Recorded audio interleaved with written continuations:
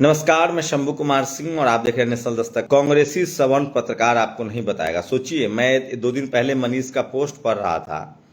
120 से 30 ऐसे सांसद हैं जो कांग्रेस में थे। 60 साल तक उनके बाप दादाओं ने, उनके पुरखों ने मलाई खाई कांग्रेस में जब कांग्रेस की सत्ता थी, और आज वो सब बीजेपी में चले गए। और आज की बात बता रहा हूं, महाराष्ट्र में आज एमएलसी का, विधान परिषद का चुनाव था, और ये न्यूज़ 24 की खबर है जो स्क्रीनशॉट आपको दिखा रहा हूं कि लगभग 9 से 10 कांग्रेसी विधायकों ने क्रॉस वोटिंग किया है।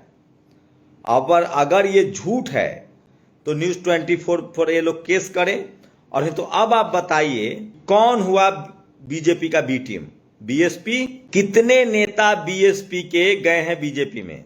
कितने एमएलए एमपी गए हैं? उनकी पार्टी को तोड़ा जाता है, खरीद लिया जाता है। सोचिए, महाराष्ट्र एमएलसी चुनाव, एनडीए के सभी उम्मीदवार जीते, कांग्रेस के 7 से 8 विधायकों ने क्रॉस वोटिंग किया है। अब बताइए, बीजेपी की बी टीम कौन हुई, बीएसपी या कांग्रेस? कर्नाटक में कांग्रेस ने 17,000 करोड़ रुपए, 39,000 करोड़ रुपए का बजट था, 17,000 करोड़ रुपए डाइवर्ट कर दिया एससी एसटी फंड का, और उसको राहुल गांधी के जो प्रॉमिसेस है उसको पूरा किया जा रहा है।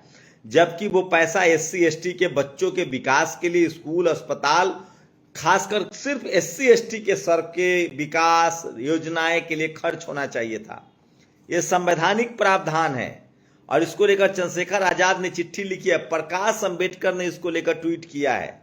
लेकिन क्या मजाल है कि इस पर जिस तरह से सवर्ण टीवी अखबार बीजेपी के साथ है, उसी तरह से सवर्ण, सो कॉल्ड लिबरल सवर्ण, जो बीजेपी के तो खिलाफ है लेकिन वो कांग्रेस के साथ हैं, और वो ये सब खबरें और ये सब विश्लेषण नहीं बताएगा। इसलिए मैं इस देश के एससी एसटी ओबीसी बैकवर्ड समाज से अपील कर रहा हूं कि अभी तो मनुस्मृति लागू करने का एजेंडा किया जा रहा है, ये बाद में थोप भी देंगे, और ये दोनों चोर चोर मौसेरे भाई हैं। तमाम मुस्लिम समाज से कह रहा हूं, धर्म की राजनीति की शुरुआत नरेंद्र मोदी ने की, अमित शाह ने की, उसकी शुरुआत संसद में राहुल गांधी ने की। क्या काम था वहां धर्म का?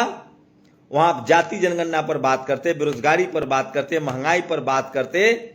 तो मैं फिर कह रहा हूं, कांग्रेस को, बीजेपी को तो समझना फिर भी आसान है, कांग्रेस वो चीज है जो आप समझ नहीं पाएंगे। तो सबसे बड़ी खबर है कि महाराष्ट्र में 7 से 8 विधायकों ने, कांग्रेस के विधायकों ने बीजेपी का साथ दिया है। बीजेपी का साथ दिया है, बीजेपी का। अब बताइए आपकी बीजेपी की बी टीम कौन हुई? तो ये सबसे बड़ी खबर थी जो मैं आपको बता रहा था।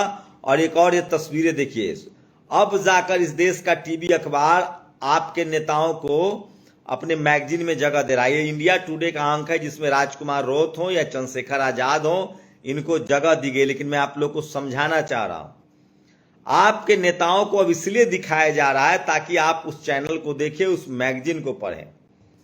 आपकी लड़ाई होनी चाहिए, आपकी मांग होनी चाहिए कि इन चैनलों में एससी एसटी ओबीसी और किसान समाज के कितने पत्रकार हैं, कितने एंकर हैं, कितने मीडिया मालिक हैं। आपको सिर्फ दर्शक बनाया जा रहा है।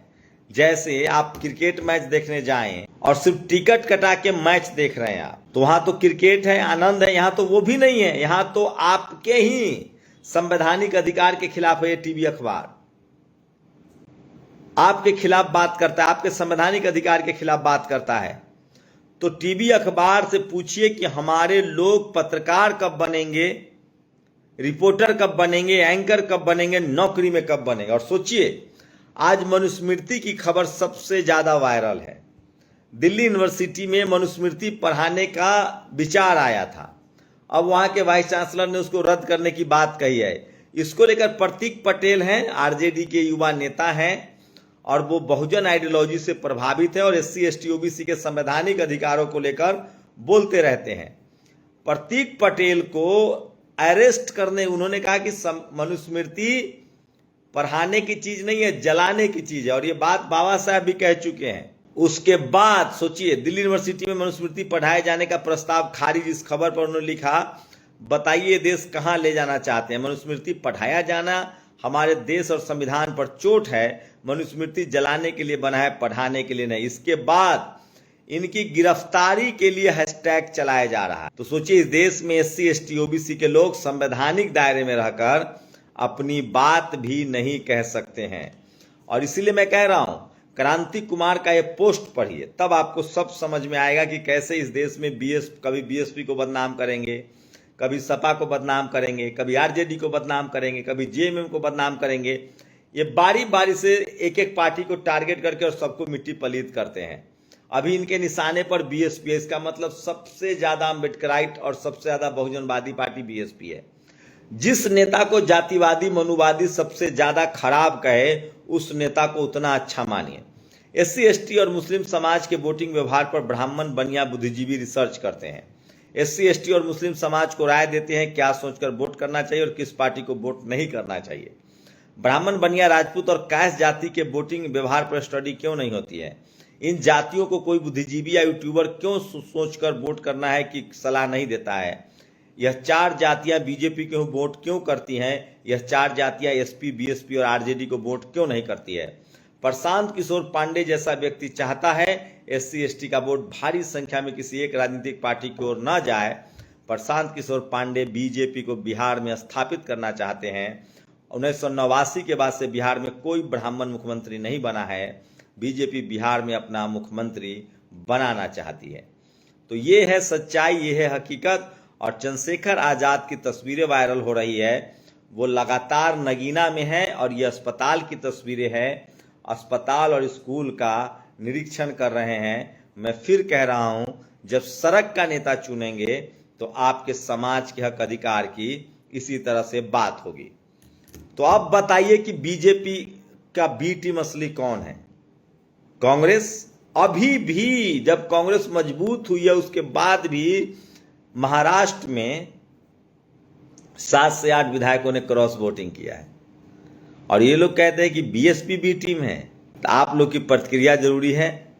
और सबसे बड़ी खबर है कि सोचिए कर्नाटक में किस तरह से SC ST का सब प्लान का बजट का पैसा लगभग 17,000 करोड़ दूसरे मद में ट्रांसफर कर दिया जा रहा है। ये सवाल प्रकाश अंबेडकर जी ने उठाया है। चंद्रशेखर आजाद ने चिट्ठी लिखी है सरकार को कि ऐसा नहीं होना चाहिए। तो ये तमाम बड़ी खबरें जो आपके लिए जरूरी है, मेरी कोशिश होती है कि आप तक पहुंचाया जाए। शुक्रिया। नेशनल दस्तक की आपसे गुजारिश है कि अगर इसको बचाना चाहते हैं तो नेशनल दस्तक को सब्सक्राइब करने के लिए रेड कलर के सब्सक्राइब बटन को दबाएं, फिर बेल आइकन की घंटी दबाएं। नेशनल दस्तक को बचाने के लिए बहुत जरूरी है कि हर खबर को शेयर करें, लाइक करें, कमेंट जरूर करें।